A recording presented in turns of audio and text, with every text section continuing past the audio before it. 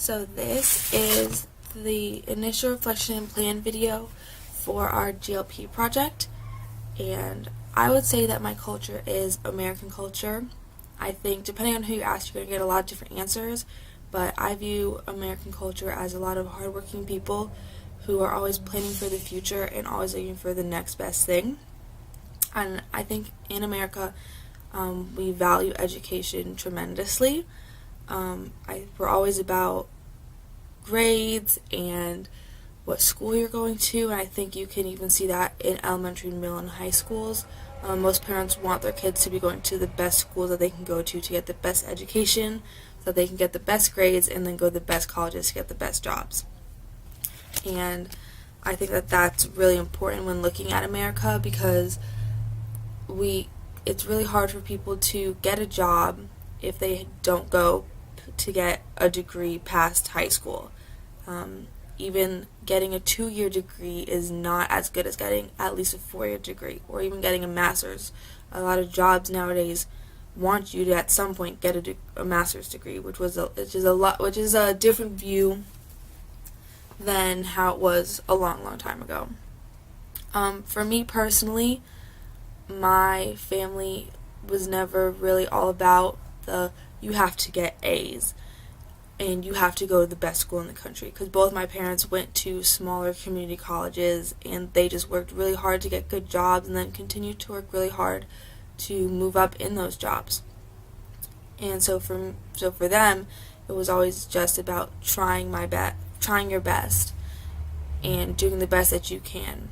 I think that a lot of people probably would not agree with me on the fact that I look more at the person's effort that they're putting in, because there are always going to be classes that are harder that just might not click with you. Like, there's just never going to be, you're not going to be good at everything. And so I think it's unfair to judge people on a few classes that are maybe more difficult for them, because that person might have tried their hardest and they might have gone for extra help and gone to the teacher and spent extra time working that class, and they still might have not gotten a grade that they wanted to get. But that doesn't mean they're not as smart as someone else who did good in that class, or not as smart as they used to be. It just means that, sometimes just things just aren't for you, and that's okay. And I feel like a lot of people would disagree with me on that and say that, oh, you have to get at least a 3 in every single class, where I think it's more important to show the effort that you're putting in than just having the grade. Because for some people, they can 4.0 a class easily, while other people might have to put in more effort, but they're still trying. They're not just giving up on the class. For my project, I'm planning on talking to a girl that lives down the hall. I just thought that'd be the easiest, and that, it's easier to meet up in our own building. I think that she's going to be culturally different from me, because she grew up in a different country, and I think not only will she have different views on education, but also different views on just everyday life and other countries as well. So it'll be interesting to talk to her and see just what normal life was and what she views of American culture and of America's views on education. I think that this will take me out of my cultural comfort zone in a different way than most people, because I grew up in the Washington, D.C. area, so I ended up living in a very diverse area, going to school with a lot of people from different countries and having a lot of friends from other countries. And also my sister's adopted from China, so I think that I've just always been around different cultures and had that integrated into my own culture. I think the hardest thing is going to be me personally just being a more shy person, so I'm going to have to be comfortable just talking. And I also think the language barrier is going to be difficult, because a lot of international students have trouble with English or understanding certain parts of English. So I think that that's going to be a struggle, because I might have to re-ask the question, or she might not understand what I'm asking.